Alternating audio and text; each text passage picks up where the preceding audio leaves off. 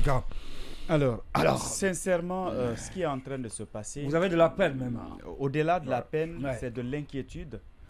Je suis inquiet pour mon pays, pas pour nous.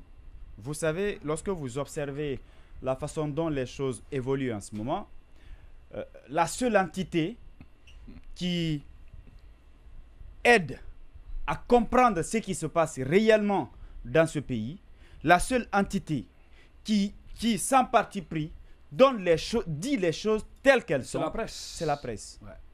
Et donc, aujourd'hui, on ne parle pas de parti politique. La société civile, on n'en parle pas. On ne doit pas résumer. Il n'y a pas de force d'opposition. On ne doit pas résumer ce qui est en train de se passer aux simples questions de musulmans de la presse, je veux dire, ça va au-delà de la presse. C'est-à-dire ce qu'on est en train de faire. C'est-à-dire on veut écarter toute voix dissonante, toute voix contraire, toute entité capable de demander des comptes au CNRD et à l'État. Oui. On veut faire taire tout le monde. Et si on se laisse faire, et si les autres entités restent bras croisés en se disant non, c'est la presse qui est visée, mais que ces entités-là se trompent. Ce n'est pas la presse qu'on vise. C'est-à-dire, on a juste... Oui, le DG l'a dit tout à l'heure. C'est aussi le peuple qu'on vise. Parce qu'après tout, mais posez-vous la question. Oui. Hier, pourquoi on a été brouillé? Tout est parti de quoi? Parce qu'on était en train de parler de la banalisation des crimes dans notre pays. De la vie humaine. De la vie humaine dans notre pays. En pleine émission hier. Qu'on tue les gens. Qu'on parle de 4, 5, 6 morts. Qu'il n'y a aucun communiqué. Qu'il n'y ait aucune déclaration officielle, qu'il n'y ait aucune enquête lancée, ouverte, pas d'injonction, personne n'en parle, comme si c'était des mouches qui venaient de s'envoler. Qu'on dénonce ça et que cela nous conduise où c'est ce qu'il restait. Et après, c'est pour vous dire, non, c'est pour la préservation de la vie. Bien évidemment. Mais il faut dire que la décision d'occulter Dioma du bouquet tel que l'a expliqué le directeur doit être menée de longue date parce qu'on dit qu'il y a un courrier. J'imagine que l'émission d'hier, ce qui reste clair, l'émission d'hier, on va dire en aucun cas, ça peut être la goutte d'eau. Ça peut être la goutte d'eau. C'est pour dire que ça peut être la goutte d'eau. Ça peut être la goutte d'eau qui a fait déborder le vase. La haine était déjà là. Non, on sait depuis très longtemps que ce soit Dioma, FIM, Espace et d'autres médias.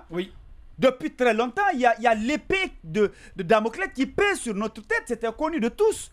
Quand ces questions de brouillage là ont commencé, mais on savait que c'est une suite logique. On s'y attendait. On savait que avec tout ce qu'on avait vu comme signaux, on savait tous qu'un jour, ces gens-là étaient capables de faire pire que ce que nous étions en train de vivre. Et malheureusement, l'histoire nous donne raison. Mais ce qui est inquiétant, en tout cas, ce qui me paraît encore désolant, c'est que personne ne s'indigne. Personne n'est là pour arrêter cette machine qui est quand même en train de faire son chemin. Parce qu'à mon avis, que ce soit le barreau, que ce soit la société civile, que ce soit, si vous voulez, les forces sociales, les acteurs politiques, au-delà du soutien, il est important qu'il y ait une action commune. Parce que si on parvient à étouffer la presse, si on parvient à fermer les grands médias, eh bien, qu'est-ce qui va se passer? Vous avez vu les grands leaders de certaines formations politiques qui sont aujourd'hui en exil.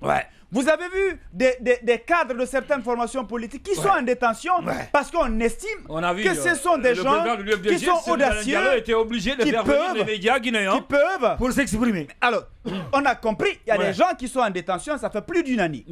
Parce que simplement, on craint leur réaction. Parce qu'on veut tuer leur formation politique. Parce qu'aujourd'hui, on veut faire de la Guinée ce qu'on veut, sans qu'un seul doigt ne puisse se lever. Je pense que l'heure est très grave. L'heure est grave et je commence à comprendre que, quand je vous l'ai dit la dernière fois dans cette émission, on a pensé que c'était drôle, mais on est aujourd'hui dans une situation où les choses sont devenues claires.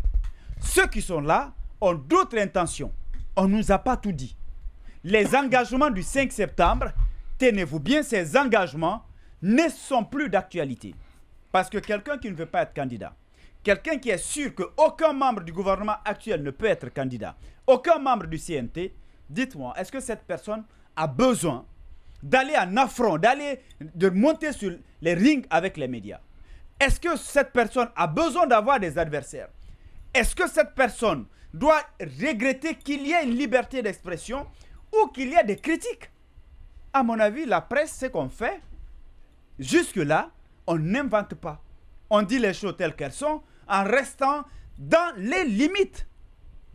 Nous sommes professionnels. Mais si cela doit nous coûter ce qu'on est en train de vivre en ce moment, je pense que c'est inquiétant. Et c'est pourquoi la réaction doit être à la hauteur des faits. L'Ultelgi et les autres associations de presse ne devraient pas laisser justement cette situation perdurer. Il faut réagir. Et tout le monde doit nous accompagner dans cette lutte-là. Parce que si on a maintenant la possibilité, le courage d'aller demander à une entreprise privée de violer les principes et d'occulter un média de son bouquet, posez-vous la question, en échange, qu'est-ce qu'on leur a proposé? Ou tout au moins, qu'est-ce qui s'est passé pour que cette entreprise cède à cette demande-là?